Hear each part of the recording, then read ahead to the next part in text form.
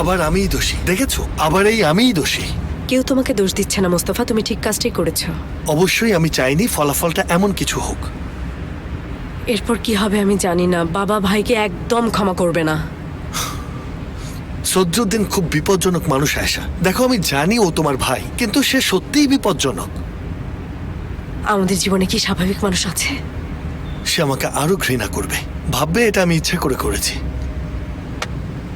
ওফ, আশা করি এবার সে খারাপ কিছু করবে না। আরে না, উনি নিজেই ভীষণ লজ্জিত, কি আর করবে জানি না আমি।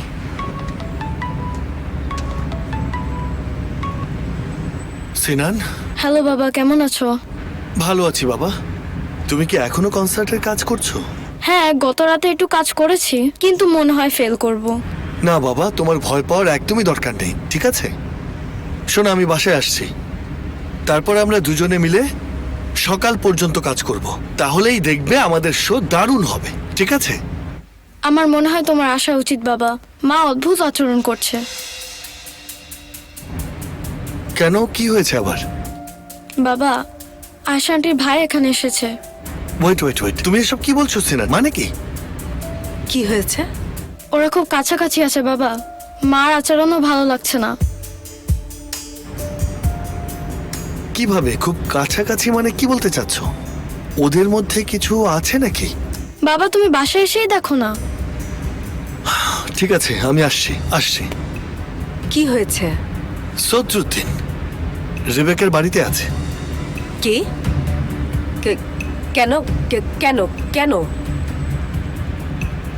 সবাই দেখে একদম ক্রেজি হয়ে গেছে। আল্লাহর কসম, আমারও এখন মনে হচ্ছে আমি একদম পাগল হয়ে যাব।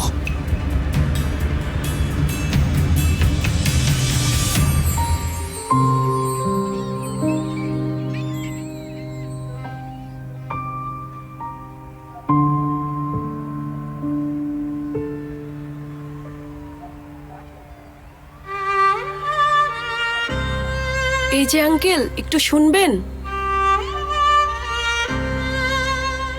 হায় আল্লাহ, ওনার কি হয়েছে?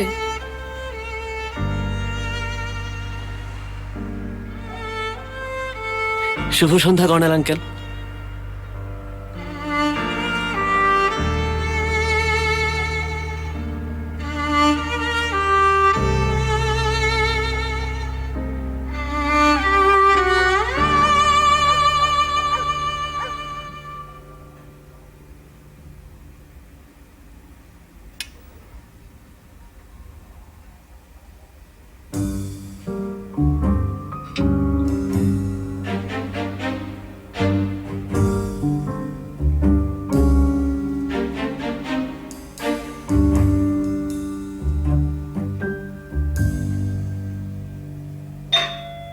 আমি দেখছি।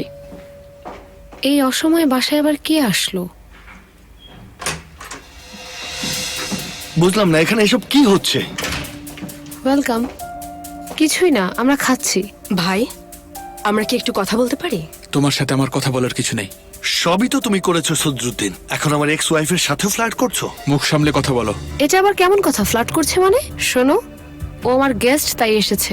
আমার ভাইকে কেন ইনভাইট করেছো তুমি? আমার বাসায় কাকে ইনভাইট করব এখন থেকে তোমার কাছে জেনে নিতে হবে আয়েশা। ওহ মা, বাবা চুপ করো প্লিজ। ঠিক আছে। সিনান, তুমি গাড়িতে বসে অপেক্ষা করো, যাও। ওয়েট, সিনান কেন যাবে? কারণ আমার ছেলে এইসব পাগলদের মাঝখানে থাকতে পারবে না। কাকে পাগল বলছো তুমি? হ্যাঁ, তোমাদের বলছে, তোমাদের। ওহ, চুপ করো তুমি। এটা আমার বাড়ি, আমি যাকে ইচ্ছা ডাকতে পারি আর যাকে ইচ্ছা বের করে দিতে পারি। এখন যাও তোমরা এখান থেকে। ওহ, চুপ করো তোমরা, চুপ করো।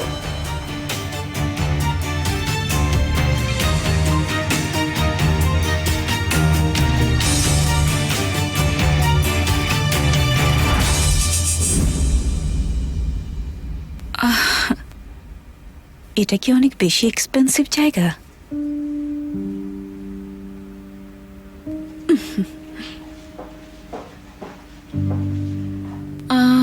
সিনানকে রেখে চলে যাও তোমরা। যতদিন এই লোক এখানে থাকবে, আমার ছেলে ততদিন এখানে থাকবে না। ঠিক আছে, আমি যাচ্ছি। না, কোথাও যাবে না। তোমরা যখন একসাথে ছিলে তখন কি আমার পারমিশন নিয়েছিলে? কি বলছো তুমি এটা?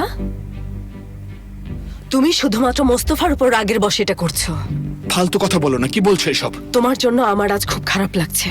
তুমি সবকিছুই করতে পারো, এমন কোনো কাজ নেই যা করনি বা মিথ্যা নেই যা বলনি, আর এখন এটা। শোনো আয়শা, সাবধানে কথা বলো আমার সাথে, না হলে নয়তো কি, নয়তো কি, কি করবেন আপনি? প্লিজ বাবা, রিকোয়েস্ট করছি, খারাপ কিছু করো না। সিনানকে ছাড়ো আর এখান থেকে বের হয়ে যাও। সিনান আমার সাথে যাচ্ছে। তোমার যখন সেন্স ফিরে আসবে তখন তুমি বুঝতে পারবে। ও যাবে না। মা প্লিজ আমাকে যেতে দাও, আমি বাবার সাথে যেতে চাই। শুনতে পেয়েছো? বাচ্চাটা এখানে থাকতে চায় না। চলো সিনান। সে মনেও যাও তো তুমি।